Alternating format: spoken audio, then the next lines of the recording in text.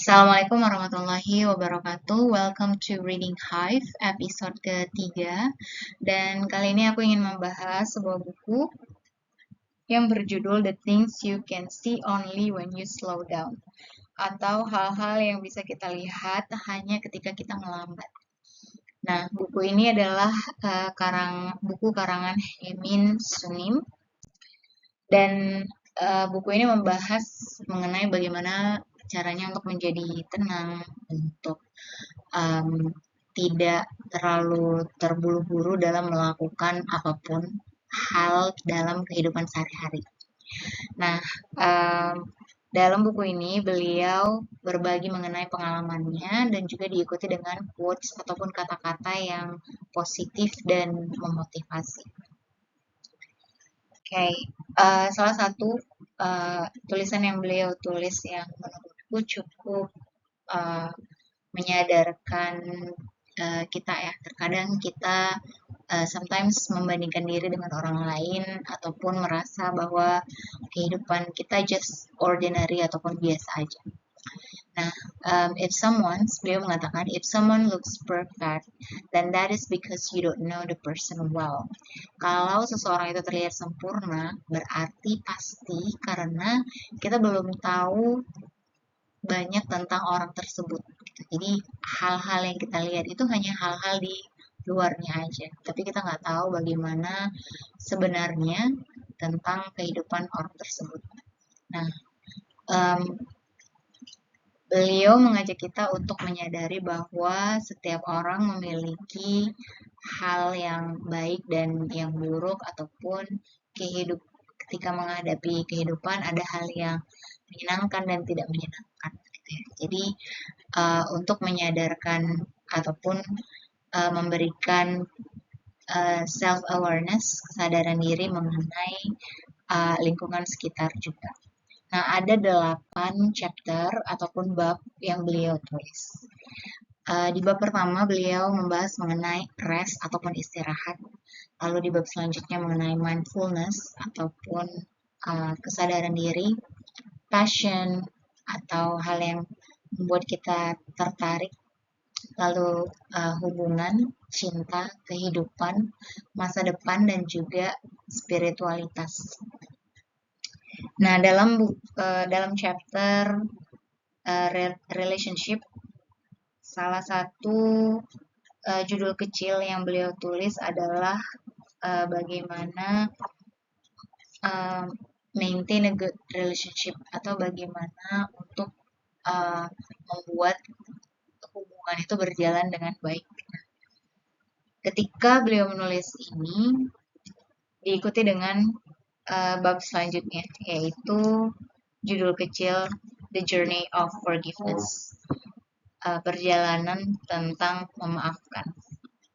Nah, jadi beliau membahas mengenai sebenarnya ketika kita berinteraksi dengan orang lain, kita harus membuka diri juga ataupun melatih olahraga hati gitu ya untuk memaafkan dan juga untuk belajar bagaimana cara untuk berinteraksi dengan orang lain tanpa membuat diri kita tersakiti gitu ya.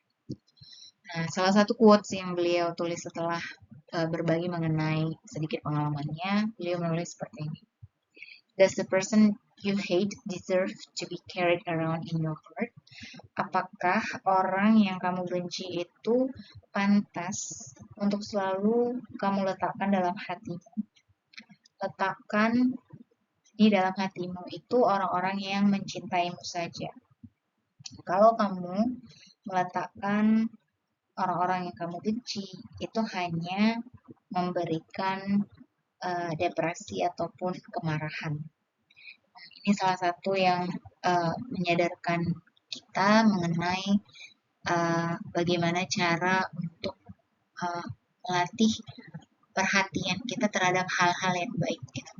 Dan di buku ini juga sebenarnya untuk meyakinkan diri kita bahwa sebenarnya kita harus optimis dan merasa diri kita itu memiliki potensi yang luar biasa. Nah, di bab future ataupun masa depan, beliau banyak menceritakan mengenai bagaimana kata-kata yang memotivasi itu membuat dia yakin bahwa dia sebenarnya memiliki potensi yang luar biasa. Di masa yang akan datang, dia akan menjadi seseorang yang luar biasa. Gitu. Lalu karena percaya dengan hal tersebut, beliau bekerja keras, belajar awalnya karena ceritanya itu dari ketika dia di sekolah gitu ya. Jadi dia belajar dan berusaha keras sehingga dia menjadi orang yang seperti sekarang ini. Gitu. So make yourself proud of your future self, proud of you. Buat diri kita yang di masa depan bangga dengan seluruh perjalanan kita saat ini. Dan diri kita saat ini juga harus percaya dengan diri kita di masa yang akan datang. Kita akan menjadi lebih baik, kita akan memiliki kehidupan yang lebih baik dari yang sekarang gitu. So the future is better than the past. Masa depan itu lebih baik daripada yang di masa lalu. Nah, dengan adanya pemikiran ini sebenarnya membentuk mental kita untuk terus berusaha keras, dan karena keyakinan kita tersebut, suatu saat kita akan melihat hasil dari keyakinan dan juga kerja keras yang kita lakukan.